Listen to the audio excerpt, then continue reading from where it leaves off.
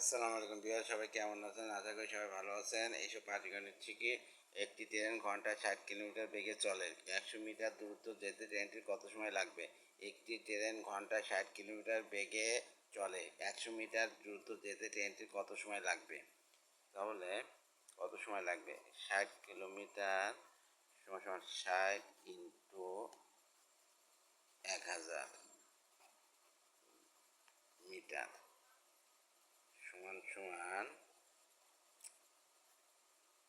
60,000 metre. যেহেতু metre আছে metre, এবার হচ্ছে ঘন্টা দেখি। 1 ঘন্টা সমান সমান 60 ইন্টু 60 সেকেন্ড সমান সমান 3400 সেকেন্ড।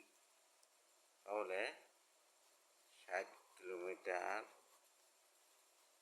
যায় প্রশ্নের মধ্যে 60 কিলোমিটার যায় 3600 সেকেন্ডে, মানে 1 ঘন্টা।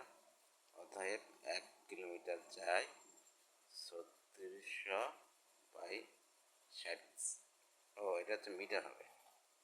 এই 60,000, তাহলে 60,000 সেকেন্ডে। অতএব 100 মিটার যায় 3600 ইন্টু 100।